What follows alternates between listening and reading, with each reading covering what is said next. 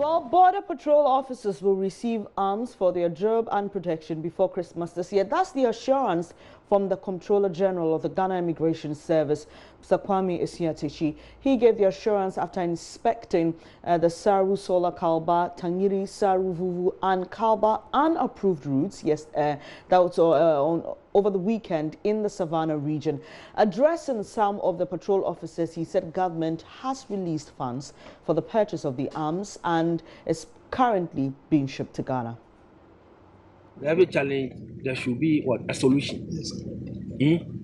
And I'm going to work towards it with my management members, especially as for the arms. We've been complaining our government has been supplying arms, procuring arms. It's been done. It's gone through the process. Now it's being shipped. So maybe within maybe a month or two, it will land. Then we'll do the distribution, especially across the borders, the porous borders of the country, like here. So I mean, rest assured, you get the arms. But like I said earlier on, it's the discipline of holding the arms. It should not tempt you to misbehave. And with the pistols too, it's also being shipped. So that should not be the problem. The challenge is the motorbikes and the vehicles. So we're going to work towards that. Communication. And the communication. In fact, we were asked to come up with our logistical requirements, which we done through the ministry to government. So it's being worked upon. I don't want to talk too much and give you the assurance, but the assurance is that hopefully by close of the year you see some wonders, so don't worry, just keep working hard. The conditions and the terrains are rough. That should toughen and hardiness, right?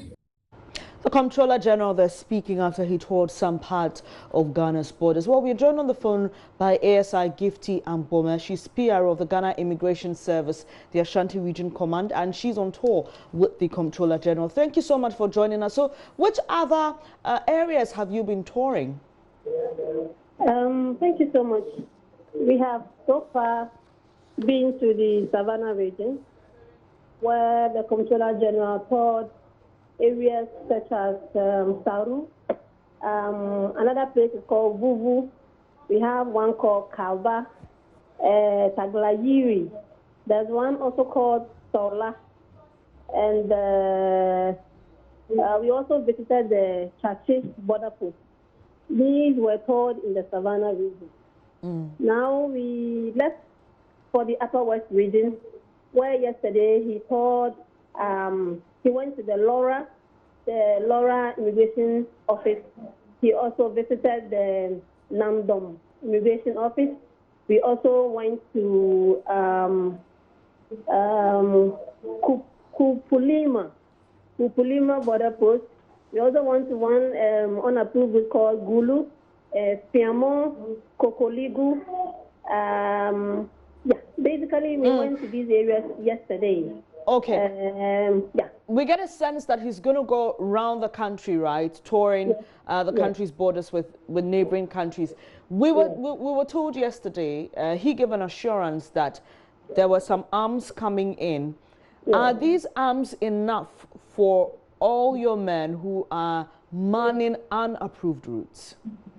Well, I wouldn't be able to answer to that for now, but I believe that since he is giving us the assurance that we should expect arms before the end of the year, I believe he and his management team have well prepared for the officers on the ground and for the arms that are coming in that government is providing for them.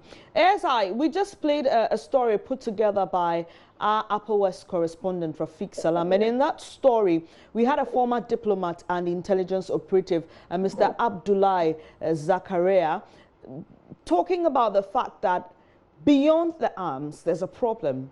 There's just general constraint. You don't have vehicles, you don't have fuel to even run those vehicles. So in that sense, catering for the entire logistic constraint, what is the Ghana Immigration Service doing? Well, yesterday, that particular question, some of the journalists also asking about the logistics and how well officers are going to receive. And he gave an answer to that whatever that the immigration service, as far as he is the leader of the institution, is doing, they are making sure that things that are necessary for officers to get, they will get. And that is why in his leadership and in his term, he's trying his possible best that whatever push he has to give, whatever that he has to do by being there physically to give better presentations to the minister and to the presidency, that these are the things we actually need to make the service progress even more higher and more effectively. He is working on it. And so we believe that since the arms are coming in, he himself has said that all the other logistics, as far as he's concerned, little by little, we are going to resolve our challenges and then move on as an institution. Now, let me find out from you before you go. On the other side, that's our border towns in different countries, I know that they also have their immigration officials there. Is there any way, anything to collaborate with them to make the fight of illegal migration a thing of the past? Well, yesterday during his call, he actually made visits to some of the border posts outside Ghana, which is for Burkina Faso. And, well, unfortunately, we didn't meet some of the heads there, but those who were in charge there, he took a look at what they have and what he can also bring on board to make his institution also more better. And so he has taken notice of that. And but I believe that when it comes to collaboration, it will not be an effort that he will do that alone. He will have to seek consent from the ministry, and it will have to be an international agreement to certain things as you are suggesting.